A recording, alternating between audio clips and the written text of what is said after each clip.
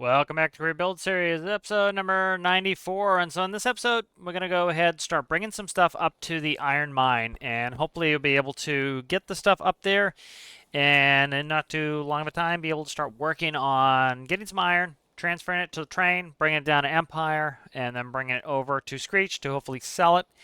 I've decided on some ways of getting around some of the logistics issues the devs put in the game, trying to fix what I would hope they would fix at some point. So, let's go ahead and get started. So we're going to start with the road train tractor. It still needs a lot of work. It just needs mostly finishing. It works really well. It's just it's not dressed up as much as it should be, detailed. A bunch of the lights don't work, stuff like that. So let's go ahead and we're going to pull forward. And so sometimes you transport on low loaders, which are flatbed trailers that you drive the vehicle on. Sometimes you do beam trailers. This is often done with construction vehicles as they are very wide and you actually support the center of them. And part of the reason is you can't put them on a low loader. They'll be too tall to hit bridges. We don't really have to worry about this in game, but we're going to set up for that anyway. So the next thing we want to do is bring in our beam, and the scraper is very long. So this is the 74-foot long beam trailer, as you can see. And so we'll back up to this.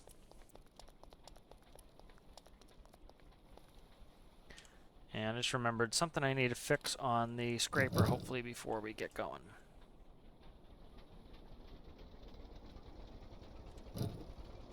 And I have 4 speeds of reverse, as you can see. Some of them are pretty ridiculous, even though they are the real speeds that are in the real tractor. Like, for example, second high-speed reverse in the 10-speed Eaton Fuller is way too high. Like, it's overspeed for what I would generally use, so.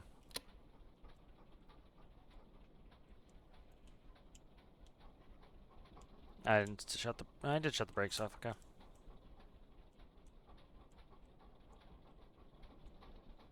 There we go. Okay, so we'll go ahead and set the tractor brakes. I'll bring this up, and then we'll go set it up. So we need to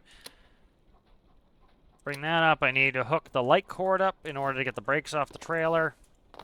Eventually, I'll be able to jump on this.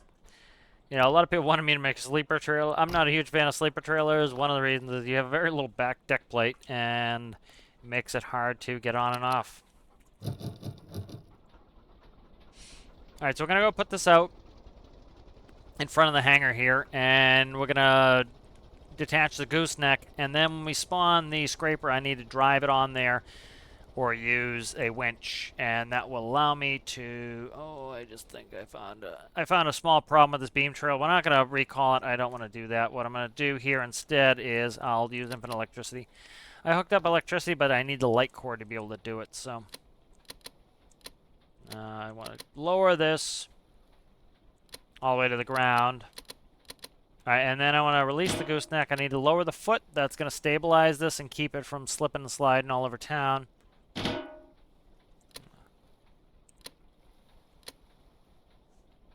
Alright, and now we can drive forward. So that's actually how they do it. They have a little foot there, IRL. And so usually the tractor just drives straight ahead, leaving a gap for the vehicle to get in between. Alright. And so let's go ahead and set the brake. And I want to go back and we'll grab the scraper.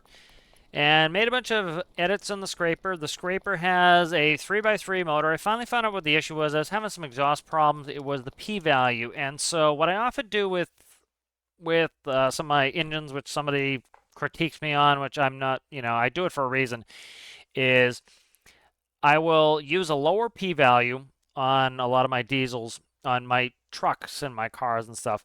I'll use a lower P-value, but what I'll do is I will increase the set point, so the set point is higher than it will ever get. If your P-value is, it's hard to get a P-value in a car engine that's going to ever reach where it's going to be and still be stable. So what you can do is set a lower P-value, which is stable and doesn't oscillate, and then set a higher set point. It will never reach that set point, but you have it go up and over that set point, and that will then allow you to get where you actually want to be. So you might set, say, 25 RPS as your set point, but you only want to get to 15.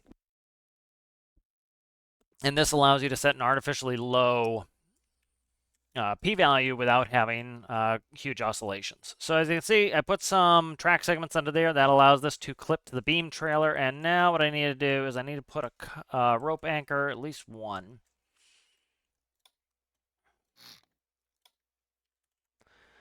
And so I'll put a rope anchor here. Now I'll put one on the front too in the center. And this will allow me to winch it on, which will be a little bit better anyway.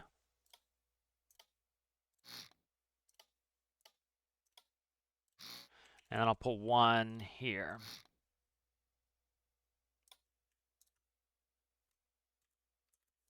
All right, good. So that should allow me to winch it on. And then one thing I forgot to fix is, let's see, AD. Let's go up to like, I don't know, 20%. Let's test this really quick. That's going to be the main determining factor of whether I need to make sure that these wheels need to turn faster is the long and the short of it. You know, I have a stability, okay, that's probably a little bit faster than I like. Let's test it out. Let's give it a drive and try to put it on. If it works, we know that that number is good, and I will just recall it and launch it again. I need to fix that monitor. I'm finding some things that I screwed up because I changed the electrical system. 20 is not too bad, actually. Oh my god, what happened to the trailer? The trailer got recalled. Oh, that's so frustrating, man.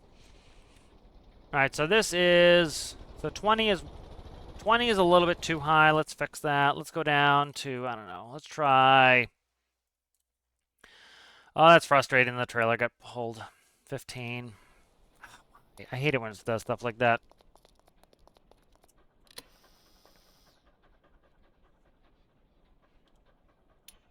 But the drills now will operate at a higher RPS, and they're much faster at drilling.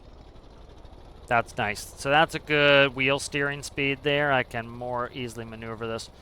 All right, let's save a copy of this. I'm going to call out the trailer again. So it's pain, pain, pain, pain, pain. Okay. All right, so that is now saved as the definitive edition. I need to go get the 74 again. So it was too close. I didn't get it far enough away. It's just aggravating sometimes.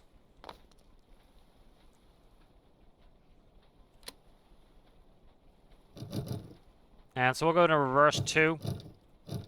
Don't want to go fast on that. So in real life, like I was saying, your high-speed reverse and say the Mac Pinnacle with a 10 speed on it, it is way too high. Like we very rarely ever go into high reverse. You know, it's just, it's incredibly fast. You know, this is reverse 2 on this. You know, it's an 18 speed, so you have 4 reverse speeds. You know, so you rarely want to be going fast backwards, especially in a sleeper that you can't see anything. You very rarely want to be doing that. All right, so we'll reconnect this, and I'll pull way up so that it doesn't despawn it. But it's a big logistics thing, moving construction equipment, especially because they tend to be wider than, you know, the normal lanes of traffic. Okay, what happened here? Oh my god, I lost the cable because of it. So I'm gonna steal this cable here. Getting a little frustrated here, but we'll get over it. I'll just steal that and we'll replace that later. So because the trailer got yanked, it stole the cable that spawns with the tractor. So now I can hook that up, and I should have fixed the thing I needed to fix on the trailer while I was there, but I didn't. Okay, so that's now set up. We can release the brakes.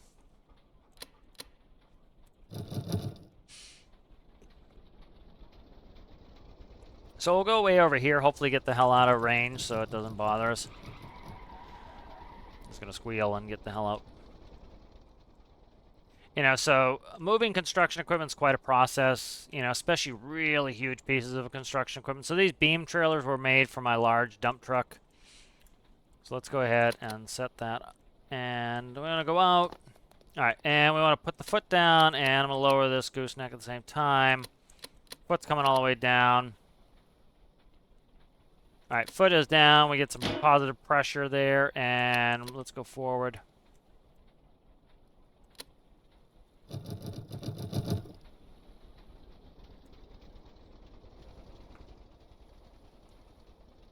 All right, we'll set the brakes. All right, I'm gonna go ahead. I'm just gonna slide over here really fast and grab the scraper.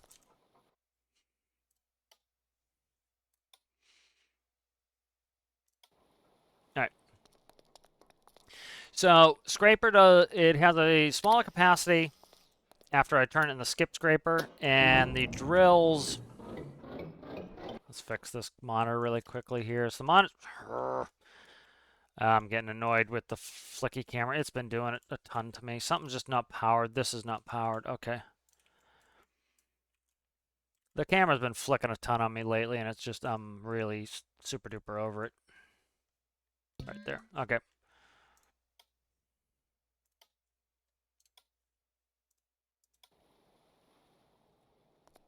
All right. I also had an issue where if I put my monitor up to where it should be at like 144 hertz, the game is very choppy. If I bring it down to 60, it is not choppy. So I had, till I get it specifically set for this game that it puts my monitor on 60, I can't run my monitor where it should be. So I also re-geared this. I don't know if I showed you guys that, but it is geared better, and it has a properly geared reverse now. So I have a little bit faster steering now. As you saw, I went up to 15%, and that allows me to more accurately steer. It was a little bit too slow before. All right, so as you can see, it's wide load trailer. And so I'll try backing it on, and then if I can't back it on accurately, what I will do is I will use the winch and I'll drag it on. And that's good because the winch will automatically center it right on the trailer. And so what we want to do here is I want to do gripper release will be off. That will grab these grippers as soon as it can. I also put some lighting on there. I changed out, I hate these spots. They're too bright. So for directionals, I'm not a huge fan of those. You know, they're fine for headlights, but for spots, they're not great. I have the brake on. No wonder I'm not moving anywhere. Okay. And so now I have more authority with my steering. So not only is my reverse slower, but I have a little bit more steering authority, and this allows me to put it. And this is why you want a combination unit like this, tractor and trailer, is I can turn, you know, a lot. I can turn a lot more extreme than I can with a straight back. All right, as you can see, it aligns up nicely. Those will grab at some point, and it takes the wheels up off the ground. I'm just getting a little bit of the beans here.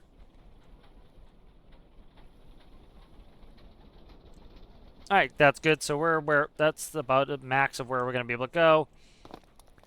And so I don't know if the brakes are on or not. Let's go ahead and we'll grab a rope. And the wheels are eventually going to come off the ground, which they have to for transit. So we then winch it. Okay. Didn't like that. It was stuck for a second. Okay, gripper brakes are now on. All right, so we are all set. As you can see, it straddles. So, you know, the problem is this is, these have smaller collisions, so it's getting caught on the edge there. But as you can see, it straddles it and takes it off of the track. So let's go ahead and we'll shut down, set the brake, and we'll shut this down. All right, nice. And so this is now loaded on, and we'll go hook the gooseneck back up, and we'll take it up to the iron mine.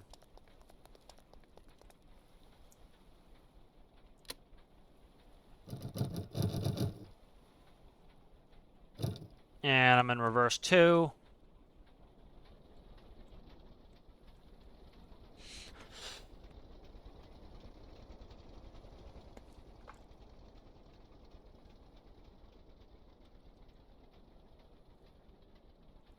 All right, so we'll hook this gooseneck up, and then we'll transfer it. You know, I try to build my vehicles, again, realistic, and so one of the reasons why you do tractor-trailer is, again, this tractor can go 65 miles an hour.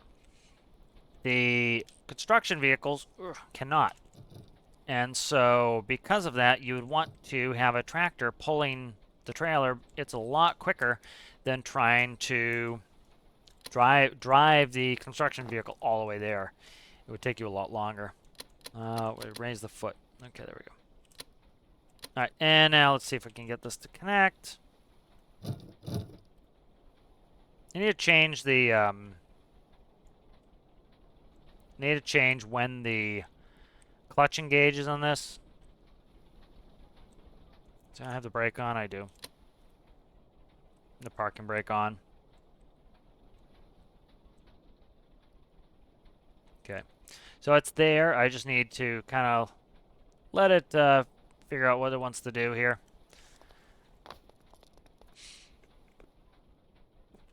Make sure the foot's raised all the way up.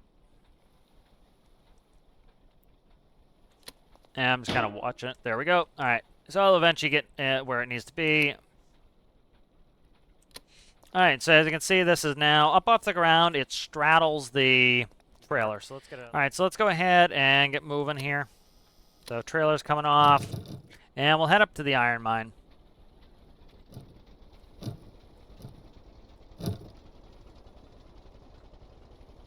And so, you know, this, I forget what the speed of the scraper is. Often you don't have, you know, if it's going to be an off-road completely vehicle, like that scraper probably is, you may not even have a speedometer. You know, often if you're doing operations where multiples are operating, you would, just because you say, hey, I'm going five miles an hour, and that person could try to match your speed. All right, so I'll go ahead and I will time-lapse you guys out, and we're going to drive to the iron mine.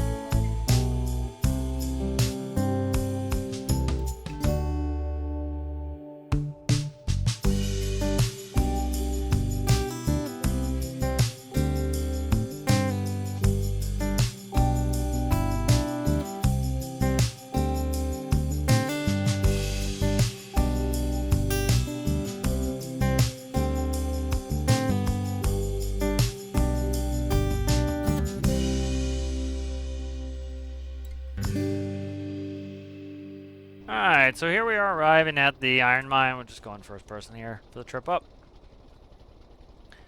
And so I'm going to go ahead and I'll drill one scraper's worth of iron for the time being. Whoop, whoop, this is a big bump. Why I have damage off often is, you know, IRL, you know, they would have had so many reports of accidents at that spot, they would have fixed it. So I want to get my tack back up around 1400 where it's supposed to be, so that's how you know where to shift, you know.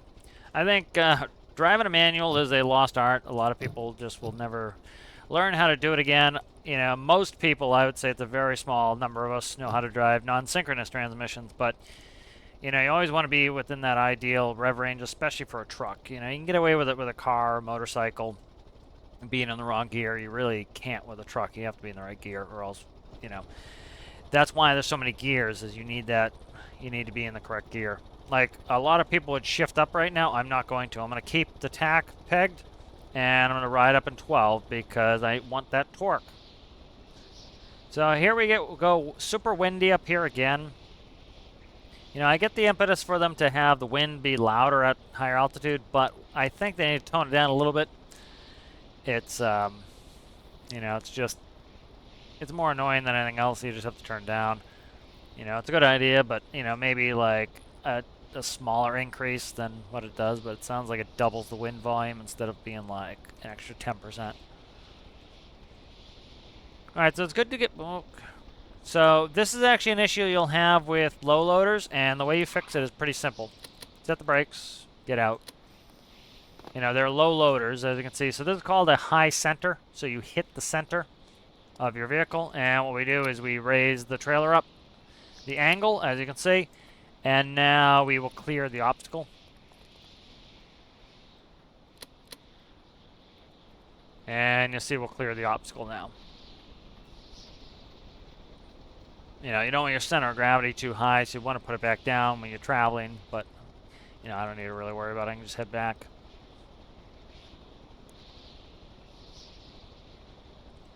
So we have the oil spill update coming up next week, which will be interesting to see that. There'll be some new added content. Definitely glad to see some more search and rescue stuff. That's nice. A lot of people have been asking for that again. It's, you know, I tend towards the industrial stuff. I do enjoy the search and rescue and probably play it more than most, but you know, it's you know, I definitely think it's good to get the people who want that what they're looking for in the game. So let's go ahead and offload this.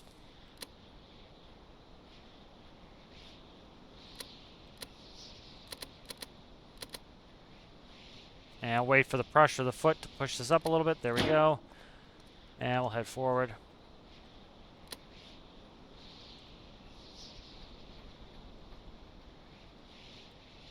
Alright.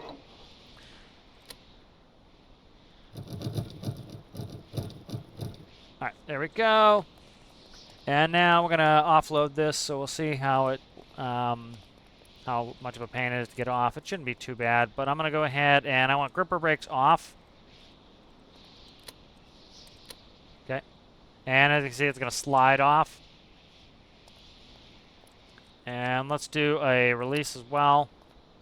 Probably need it not to be released to get it off. Alright, so gripper brakes are off. Let me just make sure all the gripper brakes are off. I want to double check it. Brake false, okay. Okay, so it's probably hitting right here and getting stuck. Okay. Okay, good. So let's go ahead and I should... Can I hook it to there? No. I should have front grabs on here. Okay, I have front anchors. So we're going to use the tractor to drag it out of there.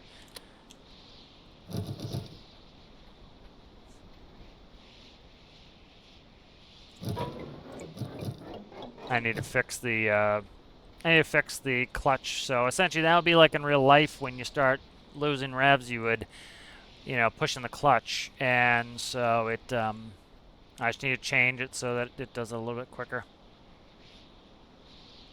Nice. And I'll get it. So let's go ahead and jump out.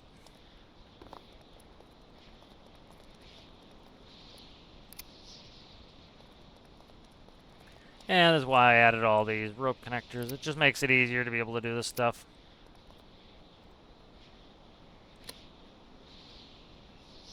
And we want first reverse. That is the highest torque. So yeah, it looks like it's stuck on the lip of those right there. It's not too bad. As you can see, it's working.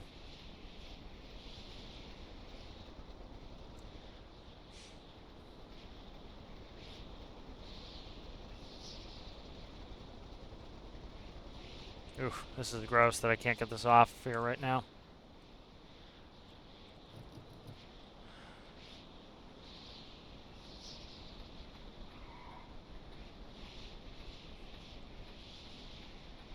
Let me go ahead and try something with the, I want to shut the brakes off on this too. I'm going to try two things. First thing I'm going to do is, I need to put the power on this.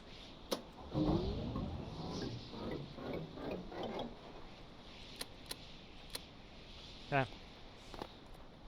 The parking brake on. See, you saw the wheels were spinning. I think the wheels are spinning because they think they're on the ground. Yep, that's what it was. The parking brake thought the wheels were on the ground. Because I think you can change the diameter of the wheels. I bet that's what it was doing. Is the wheel probably still was braking on the ground. And I'll just drag this off the beam trailer, so we can drag it on with the winch, and we can drag it off with the with a tractor or whatnot. All right, nice. So I kind of like that. That adds a little bit more fun for me. I don't want to be walking in between like that. All right, and let's go ahead and grab the. So the wind is up too. Like, the wind was actually blowing it back on the trailer, which was a little weird. All right, so let's go hook this rope up so I don't lose it, as I'm wont to do. All right, nice. Let's go ahead and get cranking here. See, the wind is actually pushing us. That's insanity.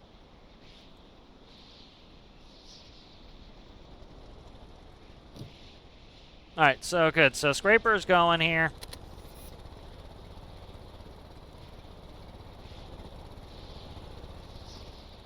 So it's a little bit slower than it was before, but it's geared more properly, I would say, for a, an off-road construction vehicle here. In this case, a mining vehicle. Alright, and now I can more sit in it. It has a faster drill speed, so check the monitor. I want to get the over. Bingo.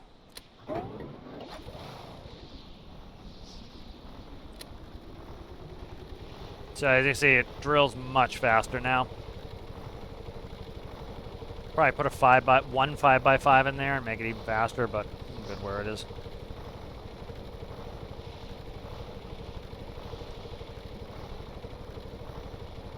Actually, a 5x5 wouldn't fit in there because the crankshaft's 5x5 as well.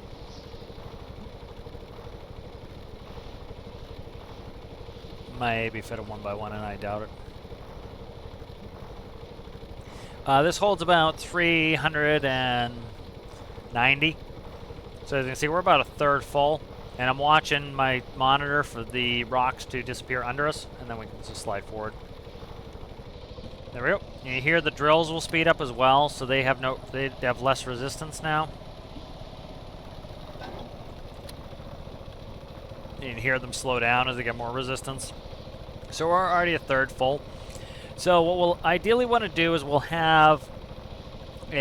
bring up the auger trailer, and we'll bring up most likely the high tip trailer. The high tip is designed after agricultural trailers, where what they can do is they actually tip out of the back. The back goes up, and a conveyor belt would convey it up, and that can put it, as the name kind of denotes, it's a high tip. It tips high. And that allows us to dump in something like a train car. And then I now have those mineral cars for the train that will allow me to dump into Empire. So likely what we'll do is bring the train up, and we will dump into the train. We'll dump into a trailer, transfer from here, auger into a trailer, and then we'll go ahead and drive the high tip down, tip it directly into the train. When the train is full, we can head that down, put it into Empire, and I already left 2 cars down there. If we look at the map, we can see I have 2 cars down here. Those are those new mineral cars, and those are going to be loaded with the iron ingots. Then those will be put in to be mixed with coal, and that will then allow us to make some steel.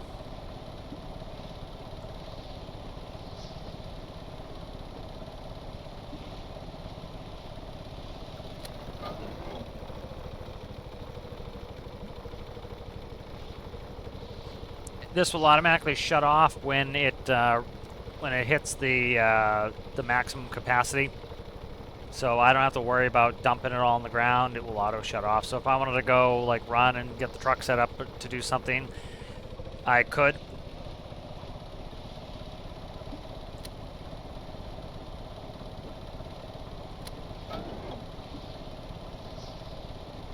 And that's stalling again because I don't have it set up to put the clutch in fast enough. But that's just tweaking. Okay, that one we already hit, so it just it appeared and then disappeared really fast. So.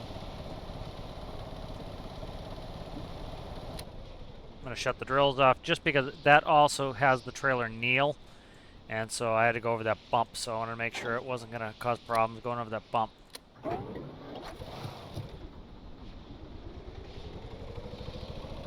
And so we almost have the scraper filled for the first time here, so pretty quick process. It was probably a little bit high. We're right on the edge of it, so I need to pull up just a little bit. You can hear it start to make that drilling noise.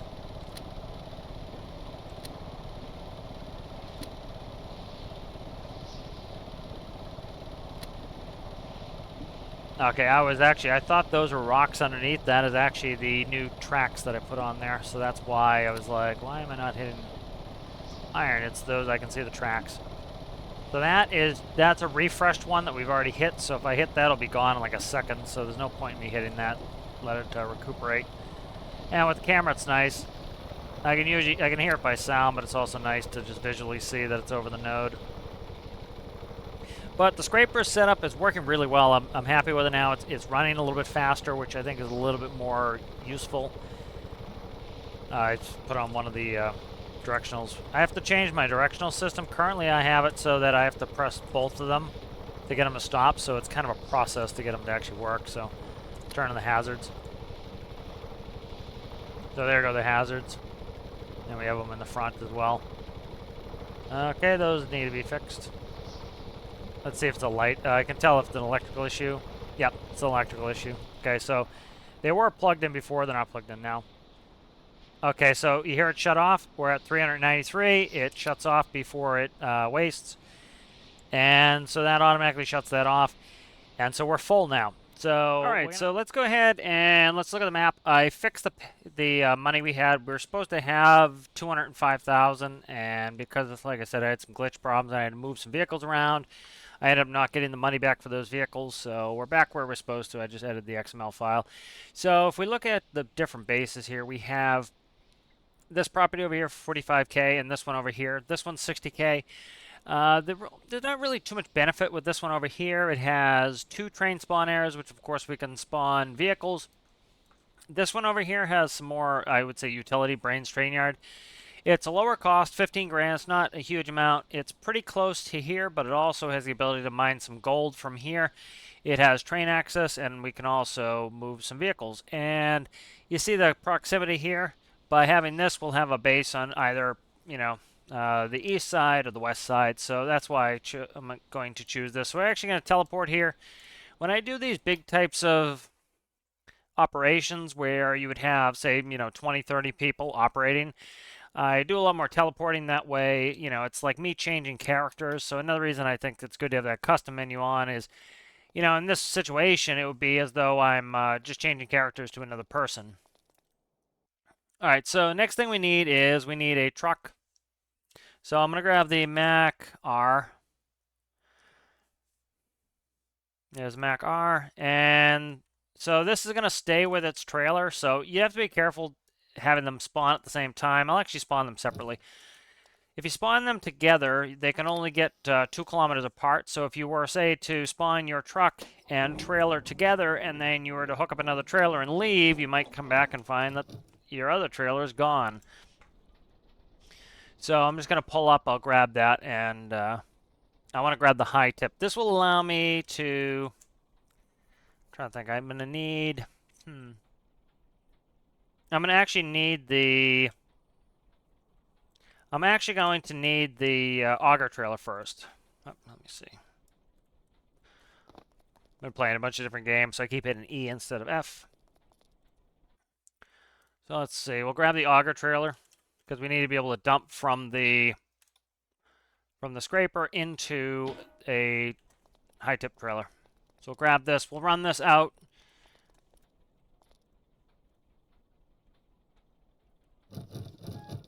All right, here we go.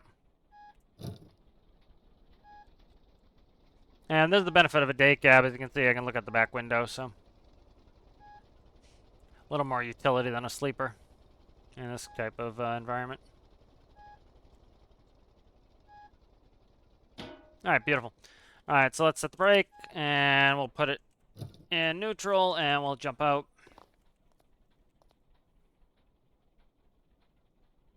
Yep, I knew I was going to grab the fire extinguisher. I looked like 3 times at the anchor and thought I was going to get it. There we go. All right, landing gear's coming up. All right, so definitely I think the auger trailer works better than the old auger I had, so this works well. So we're going to bring this out, and then I still need a train in the high tip.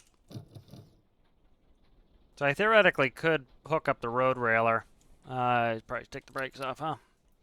So let's go ahead and run out. I turned down environmental sounds, so hopefully we can run regular sounds up. Because as we get to the top of that Iron Mountain, the wind is quite loud. So I'll go ahead and time-lapse you guys out, and I'll see when we get there.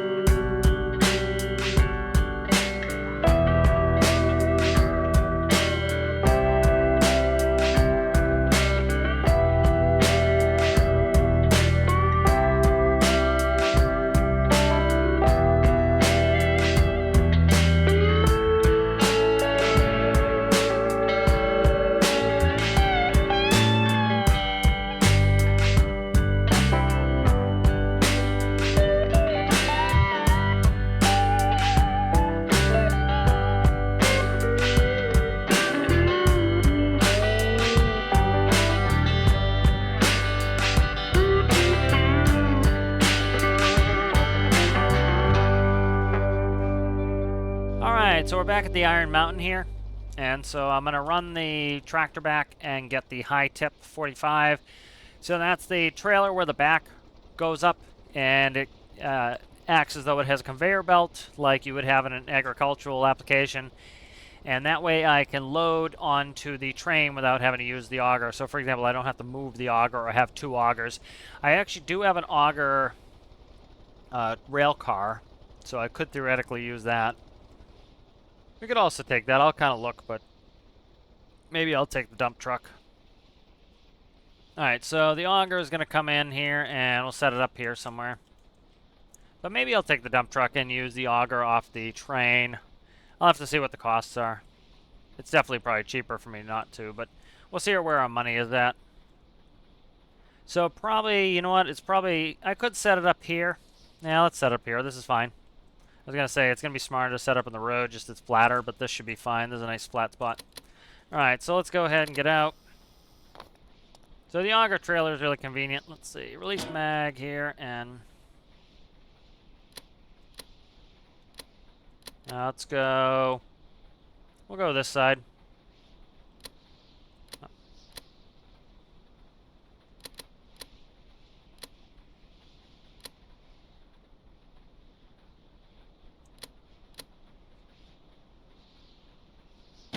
Nice. Alright, so that's set. Let's put the landing gear down.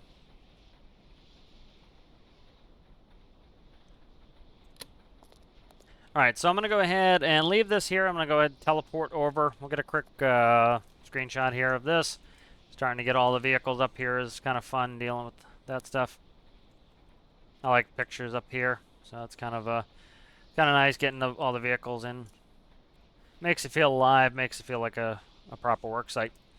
Alright, so I'm going to go ahead and teleport back again. You know, it's a big operation, so we'd have lots of people IRL in there. So, you know, you wouldn't have one person running back and forth. You'd have them, you know, you have a bunch of people. So this allows me to kind of simulate that. So let's do,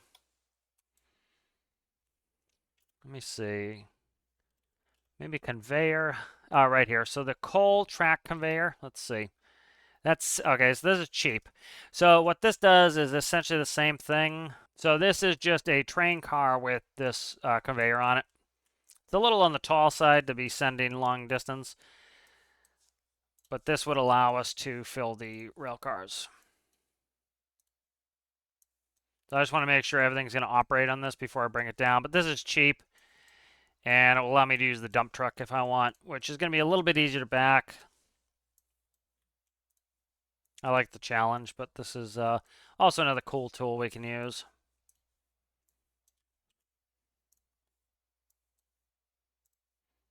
This is also wide enough. It allows me to use my mining dump truck. So maybe I'll actually, let's see what the mining dump truck costs. I think it's expensive. I have to be careful of cost.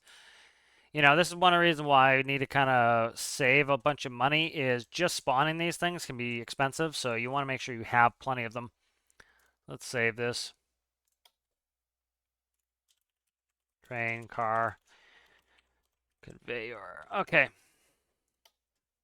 So everything, you know, used to be coal, so everything was coal. Now we have other types. All right, and let me look at our money sit here. Let's see what we have for money left. We have 134,000, so we need to be a little careful on what we spend. So, for example, we need some sort of truck. So if we, or you know, way to move it. So, like for example, Macar dump is 18, and then we need to bring in the loco. Loco is 26. And then the two coal cars are, or the two mineral cars are going to be 69 a piece, 6,900. And then we, so we have a mining truck, an off-road mining truck. So this is the Pat mining truck. So this is a very high capacity, and it's kind of cool. I'd like to use this. I haven't used it really. So this has a large capacity. Ooh, this needs a paint job here. And so with that conveyor, I can actually utilize this. This is kind of the big brother to the other one. This would be fun to bring up. Let's make sure these are all dragged down. All right, good. And sometimes I have some hidden under there. Okay, so that's good. So we can utilize this. This is more set up to the off-road. This also, if we look underneath, has track segments. So you notice how I had much longer track segments. This only has 2 there and 2 here, and that will allow it to go on that trailer. So let's go ahead and what's this going to cost me? 20. Okay, so this isn't all that expensive. So let's spawn this. This is going to be what we're going to use. This is just a lot more fun, I think. All right, Let me fix some of this up. I don't think this got finished. Yeah, this really didn't get finished. So let's see where we're at. Yeah, this was never finished, so let me just try to finish up the electrical connections. I think the electrical connections were really the only thing that needed to be done.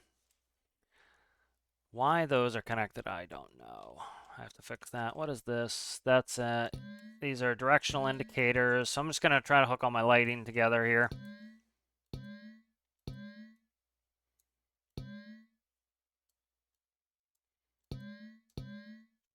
Now let me see what I have for systems in here. Very basic, I think. Okay, I do have a key. So let's quickly make this work. So yeah, I think this will be more fun. It's probably going to be quicker for me to run back and get the tractor trailer with the low loader than it is to drive this. But I'll see what speed I get out of this. And where's my battery? Battery's right here. Battery just direct connects there and then to nothing. Okay, good. So the battery is segregated. As you can see, it just goes kind of. These alternators, alternator, alternator. So alternator can go, usually I don't go straight to the battery. Usually I'll go to the battery node on the relay, and that does the same thing. All right, so let's see. Just want to get this kind of set up here. Okay, these need to be powered. These do not need to be powered. Let me just make sure these are set to max power is 0, so these don't even need to be powered.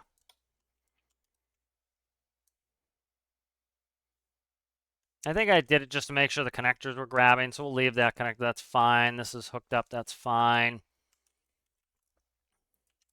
Just going through everything here, making sure everything is connected that needs to be. All right, try to keep the systems together. That's kind of my way. And so this will hook up to the power side like so. Lighting will hook up to the power side, which is this side. All the engine instruments will hook up there. All the engine stuff will hook up there. The lighting is hooked up. Okay, good. So this is my door stuff. My door stuff will hook up to the hot bus side. This will hook up to the power side. Actually, can't do that. So this screen here will hook up the power side. This one here needs to hook up to the electrical side. This will hook up there. Actually, that's a light, so the light will hook up to lights, and then this one here, the monitor, will hook up there. I just kind of hook like systems. That's how they generally are done IRL. It makes it a lot more predictable. You know what's going to happen, and if you need to segregate some systems, you can. All right, and then I want to go from the key here to this relay, and the key should also turn on the backlight. The key should also turn on the monitor. All right, and so let's spawn this, see what's up. Probably not the only thing that's wrong with this, so I need to fix that. Okay. So just finish this up a little, but this was something I built that I'd like to use, so that'd be nice. All right, so what is wrong with this door here? So that is controlled by, what's that? Door. And then that goes into door, does it? All right, let's see what it says. All right, so it's 0, 0. It needs to be 0, 1. We'll do 0.75, actually. All right, nice. So let's see if that fixed it. There we go. All right, good. So I'm going to put a window in there. I'd yet to put a window in. Kind of like having a suicide door is kind of cool. Suicide door is just the one going the opposite direction. All right, so that is set in. We have glass in there now. Hopefully this is all set up. I don't know. Let me see. A little bit of paint in here really quick. Try not to spend too long doing the stuff in here, but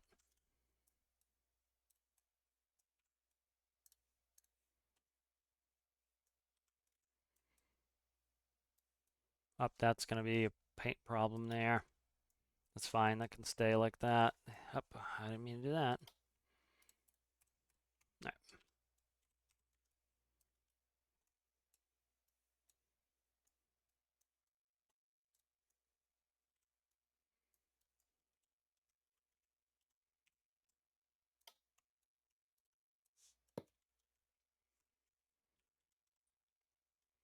All right, so we'll stick with this paint just a little bit more, and then I think we'll be ready to get going here in a minute. Hopefully this is all set to go. I think this is pretty good. I'll check it really quick. So I enjoyed making this, and I have flicky camera. I've yet to use it, so I'm just checking see if we have. Let's go ahead and I want a rope. Put a rope anchor right here in case we need to pull it on. I have a couple there too. All right, nice. So let's go ahead and see what speed I get with this on the road. If it's fast enough, it's going to be quicker for me to just go with this. Why is my door yellow? Because I never got to painting it. Okay, that would be why.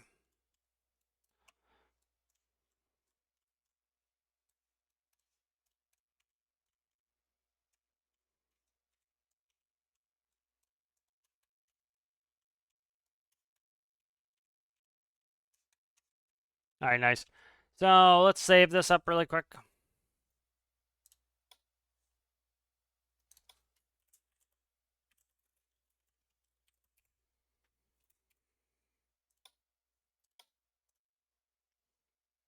Let me see what I called it.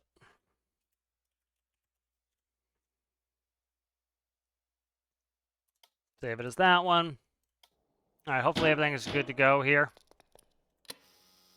All right.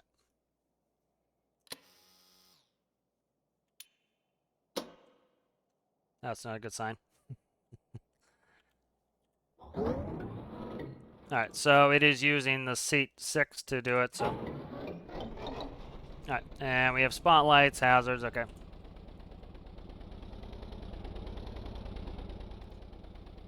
All right, let me quickly check this here, see what everything is. A lot of this is on the seat, and I didn't label the seat. So 6 is engine start / stop. Never finished this, so it doesn't surprise me. Yeah, let's see where this seat goes to.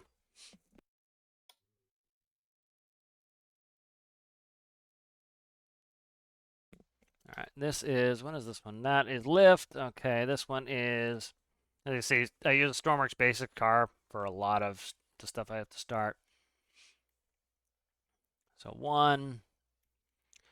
What is 1? 1 is variable brake, so 1 is the parking brake. I'm using that as my parking brake, so that's good to know. What am I shifting with? Shifting with 3 and 4. Okay. All right. So let's just label the seat so I know, at least for now. I'll change that up later. Okay, and then 3 and 4 is... And I'm just going to do shift on this one. All right. So we'll save that up. That just... So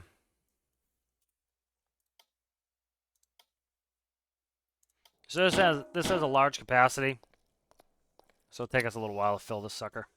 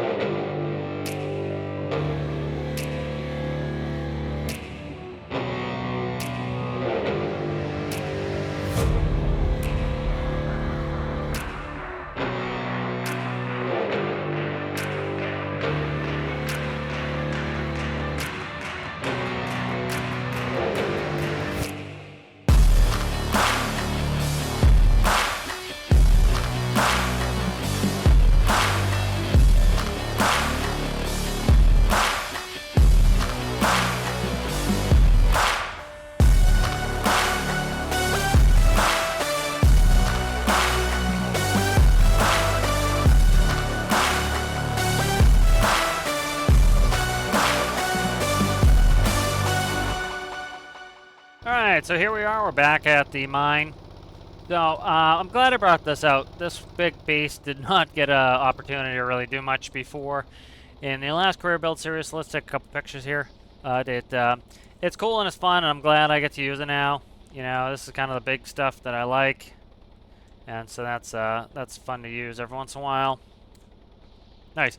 So let's go ahead and get this up there. So this is going to sit under that auger, and the scraper, if you remember, is already full, so we're ready to dump. And so this is going to go under, and then when it's time, I will probably end up doing a next episode. Alright, so I need a downshift here. So you can hear how the engine was lugging. That's because I was in too high of a gear. And that's what happens in real life. You don't have enough torque, and so you start lugging out the transmission. All right, good. So let's go ahead and we will set the brakes. I think one sets the brakes. Yep, looks like it because it had problems. So let's get a pick here. Always trying to find thumbnails, but it's nice to get my brand out here. I like that. It's kind of cool to make your own brand. You know, there's a bunch of cool stuff. A bunch of people in the community have their own brands of vehicles, and that's cool. I like that. It kind of brings some life to it, and it makes things a lot more interesting. All right, so here's the big Johnny. That's ready. Let's go get the scraper over here. And so it'll be nice to get the train out and be able to load that in. So as you can see, that's going to have a very large capacity in comparison to this. I still should have this on. Probably should have shut it off. So this is the benefit of a combination. So watch how tight this turns. All right, we're going to go, 90 degrees to the trailer. If the tractor makes it, the trailer will make it. So you see how that makes it much more maneuverable. That big Johnny there, I'd have to back up. Not the end of the world, but I'd have to back up. This I don't, because it is a combination, tractor and trailer. Alright, so we're going to want it back in there. Like I was saying before, I changed the gear ratio on this, so it has a much lower gear ratio, so it has a nice, reasonable backup speed. I'm going to go ahead and turn down some sounds here, some environmental sounds down to 1% now. Just trying to get rid of that wind. It's very howly up here, and so I don't want to listen to it. So we'll do a third person back here. Nice thing on this one is it only has one reverse speed, so it's kind of easy. And with the new faster steering and the slower backup speed, as you can see, it's much better for me to back up. Much more precise. Like, see, I can catch the trailer. I need to move the trailer over, and I was able to catch it. We'll say in the industry, the trailer gets away from you. And so I was able to catch the trailer, which means that I was able to make a correction in time to not have to pull up. Because a pull-up is the ultimate correction. It straightens the whole tractor and trailer out. And so it's nice to try to avoid to do a pull-up if you can. So we need to go up and to the left. So what I need to do is bring my tractor up and to the left.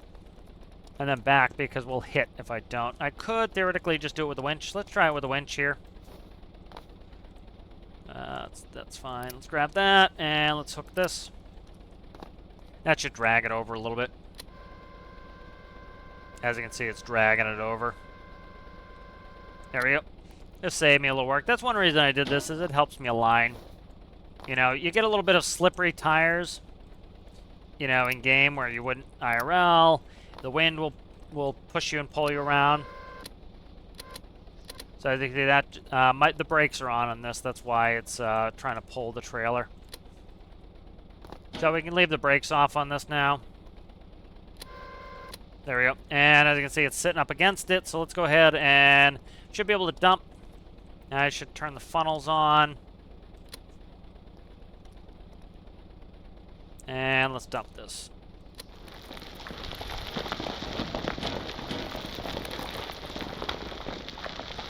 Nice.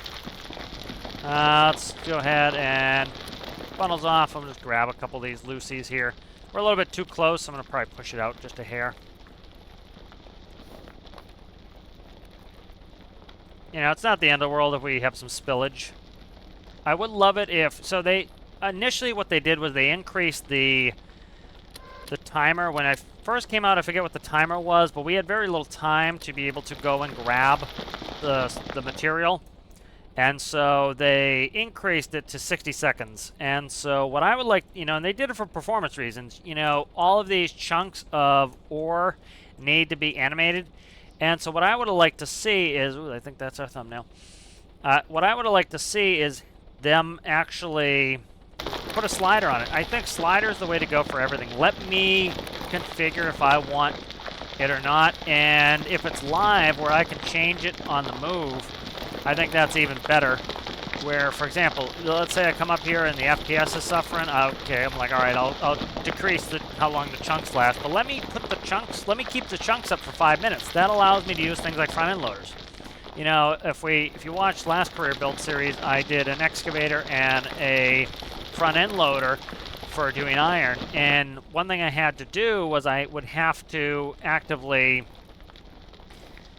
I'd have to actively jump out really quick and go do it because I only had 60 seconds to be able to pick up the ore. I think it was 30 before. And so it's better if you put a slider and let me, somebody who, I don't have a ton of vehicles out in the world, and I can, I can handle it with my PC. My PC is strong enough to be able to do that, to animate everything. Let me do that, and then if somebody's having some lag issues, which I wasn't having, then let them, go ahead and turn down the setting. But give us the option to turn the settings on and off. Whoa, what was that? Why did that kick? Oh, I think I put a high gear on here, so you can get a little bit speed out of there. Compared to the Big Johnny, this is pretty fast. So it's fun to have the brand. It's fun to get back into mining. A lot of this, you do because it's fun. Again, I care more about fun per hour than I do about money per hour in game. If I need to go money, I'll go bring a huge tanker full of oil or diesel or jet fuel somewhere.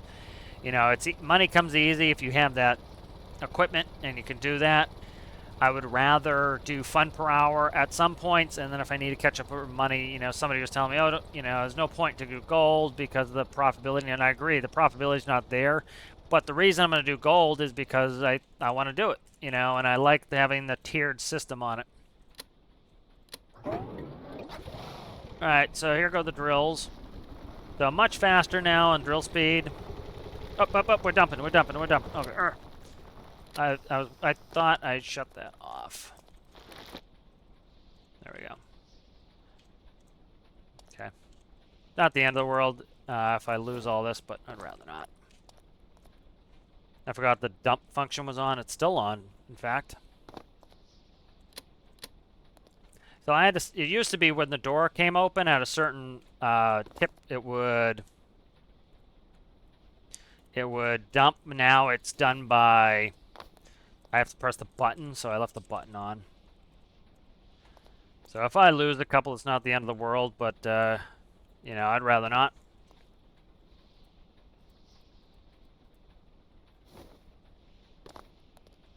All right, good. So let's go ahead and we can start up now. But this is a little bit increasing the speed of the drills now allows me to stay in the cab and pretty much sit until this is depleted, and I can just sit here and watch, and all I have to do is press the parking brake and drive forward. And while I did enjoy running the 2, this allows me, it gives me the choice. Do I want to run 2 or do I want to run 1? And so it gives me that choice. So it's always nice to have choice again.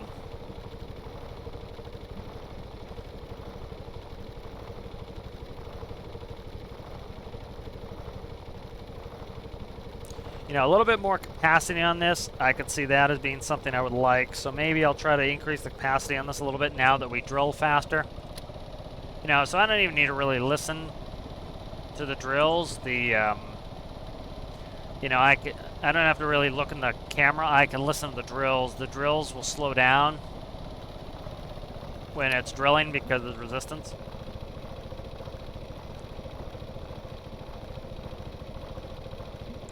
So this has a little bit of a faster speed, so I can run up to the top there.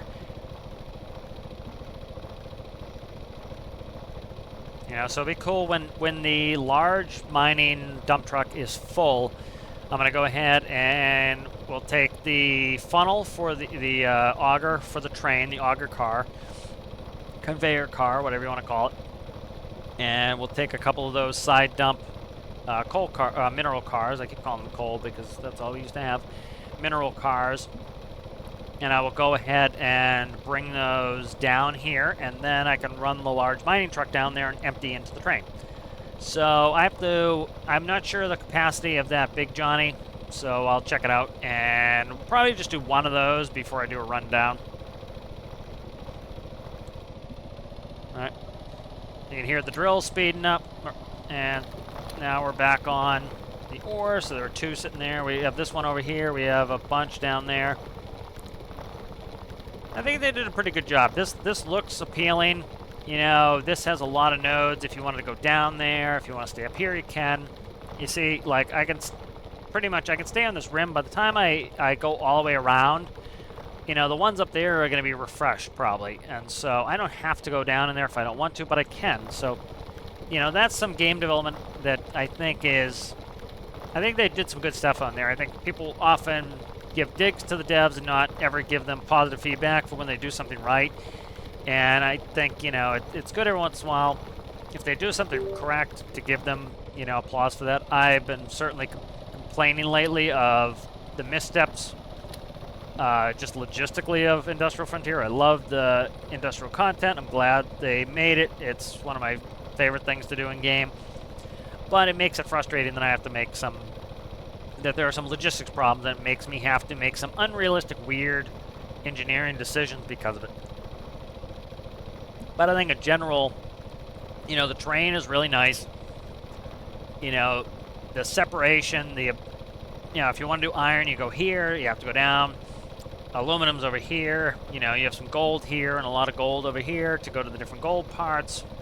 You know, I think that's a reasonable setup. I think the issue comes when, you know, like, you know, I've talked to it, you know, ad nauseum of all the issues with it. But, you know, if they fix those small issues, I think it really will make it a much more playable, and I think people will enjoy it more. So I'm hoping they do that. All right, we're almost full here. We're at 379, and it will shut off at 390. And we just shut that off to stop the kneel, and we're ready to go. And again, this is a combination unit, so because it's tractor-trailer, you can see how much more tightly I can turn. And so I can kind of, you know, more confidently turn this because I can spin that trailer on a dime. You know, so sometimes a tractor-trailer is much more convenient than a straight back. You know, for example, you know, we often would pull 28-foot trailers, and the tractor is long, but you can jackknife the tractor, and so you can get that in a 28-foot space. You know, so sometimes a pup and a tractor can actually be a little bit more space efficient than having a straight back.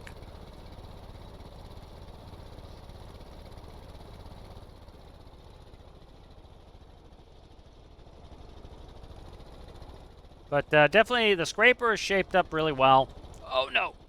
I didn't see that terrain there, almost went over. It handles the terrain pretty well. You know, it has a reasonably low clearance. You know, one of the reasons why I have to flip the switch afterwards. It will stop the drills automatically, but it still auto kneels. It will, you know, kneel down the feeder on the front, so I have to kind of keep an eye on it.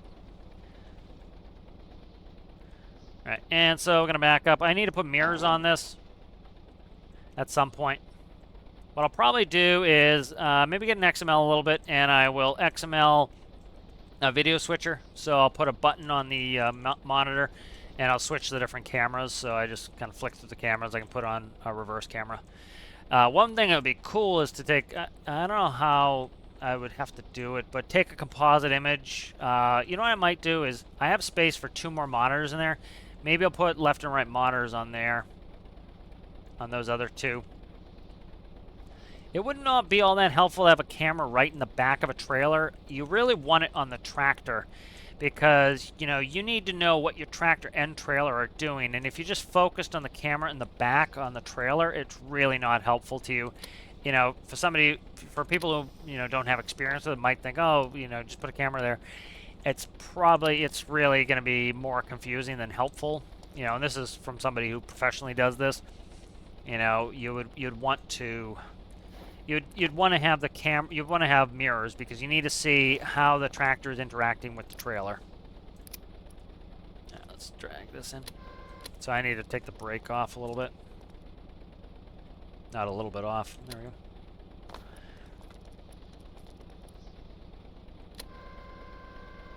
So again, this system just helps with kind of the issues with the game, trying to get this lined up. And so I'm actually going to remove this one for now. And as you can see, it's straightened out. And now when I do that, it will reset the length, so.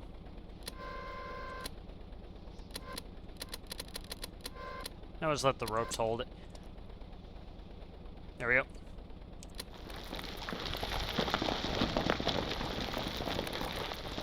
Nice. This also is a little bit more interactive to me. You know, if, say, the scraper had, you know, I'd like to increase the capacity a little bit. It was like 620 before. I think I want to up that now. You know, it is a little bit more interactive. I have to make more trips up, which isn't always a bad thing. You know, it's fun, it's driving. You know, if I was just mining for like an hour to fill it, you would get, you know, you start to get bored. You want to move a little bit more, and so this kind of that. So what I probably want to do is put a little bit of a lip on here, maybe 1x2s on the top, because it seems like most of them are falling over the top, and that will protect from that happening. And that will mean I don't have to sit here and babysit it as much. So I'm going to go down there, and I'm going to try not to have a runaway, and I'm going to set the brake. There we go.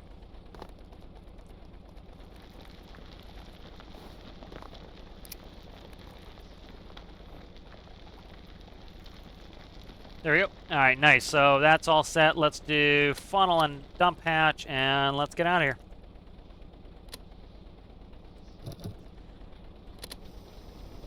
Beautiful.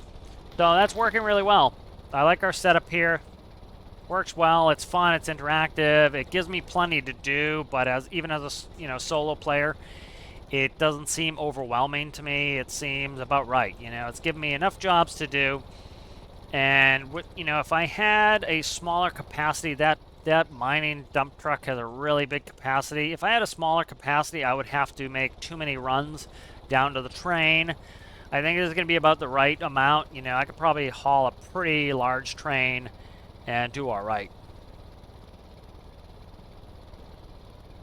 So you see the 3 nodes on the right have already come back, so we're going to skip those altogether. You know, we'll probably only be on them for a second. I could hit them. Let's hit them really quick.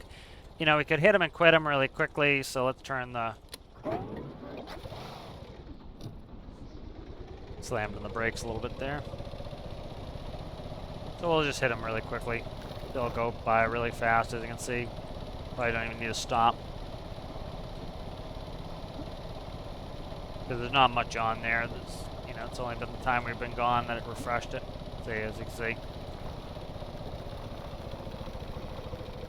Alright, and this is a fresh node, I believe.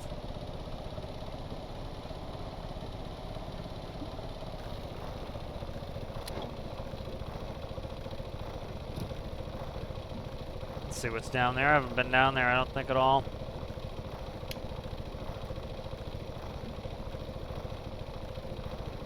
I was thinking of making, you know, so somebody in the community, I don't know if they want to be named or not, has been talking, you know, it would be cool if I did some steam stuff, some coal stuff. I might do some. I was thinking of kind of making,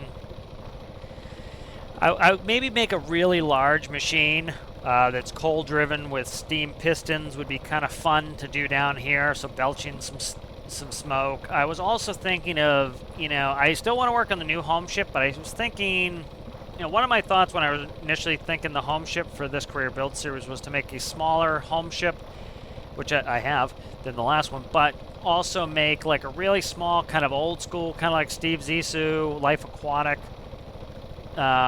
you know, coal one. I think that would be kind of a cool idea. So that we got 111 there. So this has pretty good cooling. It has 2 5x5 radiators running single loops off of that, so two loops running on there.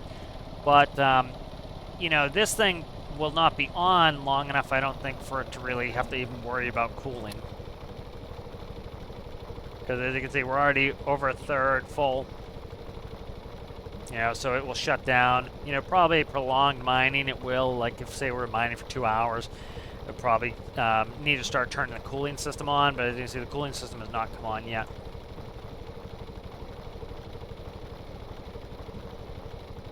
So it's about, I don't know, 2 to 3 per second we're getting, so not bad. You know, I don't want to print money too fast. Definitely oil, you could do that. If you ran oil all day, you could have millions in the bank. If I get millions in the bank, there's plenty of things I want to buy. But once I've bought every location, once I've bought, you know, I could spawn everything, that's when I think boredom comes by. Having some credit crunch is a little bit of a motivator.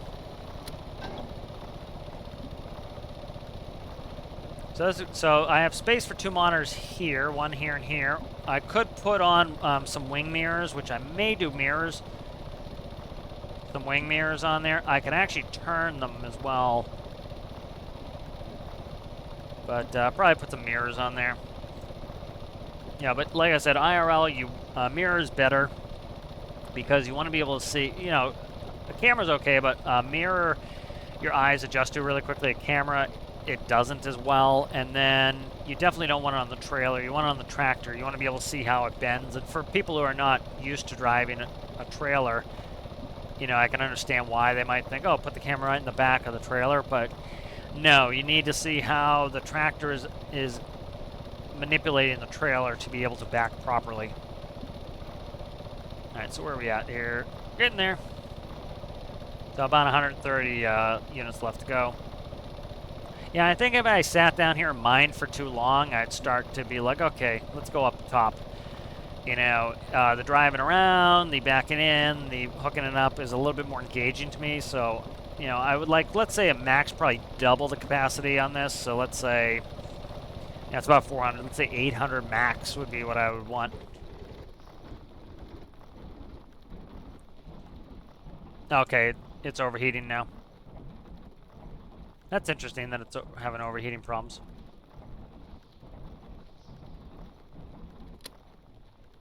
That's interesting. Oh, you know what? I bet I said it wrong. These are probably coming on too late. So I can't tell what it is in the engine, what temperature the engine is.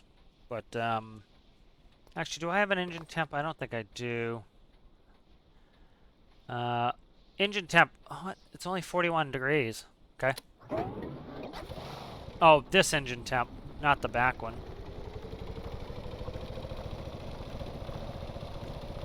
So yeah, all it does is shuts off the PID, so it's off, on, off, on, off, on. I think I probably, I set it to 110. So what I probably need to do is, those fans don't come on till 100 degrees. So I probably need to have those come on earlier to make sure that it doesn't get as hot as fast. That's probably what I need to do, so good to know. So what I'll do is I'll probably knock it down. I don't need ultra efficiency with this, so I'll probably just run it so that it comes on early. So we'll just go ahead and I'll shut the drills off, and we'll go out of here. Because what's going to happen is once this drops below 100 degrees, the fans are going to shut off. It's going to stop cooling effectively, where if I say have these come on at 30 degrees or 40 degrees, they would come on, it would take longer to get up to temp, and then as we're driving up here, you notice the cooling system's still going. That's how it operates in real life. You know, if you stop your car and it's a hot day, you'll hear your fan will still be going as you walk away from the car, because it's continuing to cool down the water in the car. You know, when you come back, the water's going to be cooler because the fan's been running. You know, so same thing with this is these will shut off at 100 degrees. Well, I really don't want that. I want them to try to get the water as cold as possible before I come back. I didn't check flow rates either, so sometimes it's a pretty short run. The flow rate should be good, but that's something to test. So we're heading up a little bit early. We're not that far off of being full, so you know, those should hopefully cool us down. But like I said, if those fans would stay on at 30 degrees, they would keep cooling it down the whole time we're emptying, and I think that's something I should do. So that'll be in the next edit of the scraper.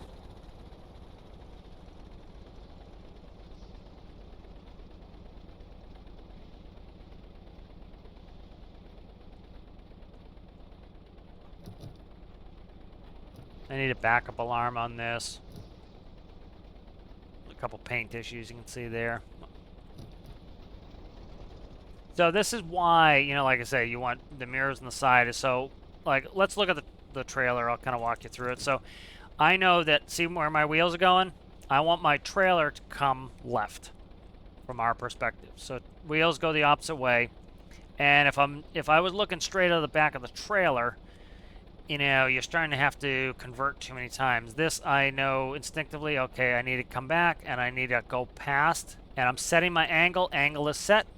And I'm going to go straight back now. And now I'm going to start to unwind.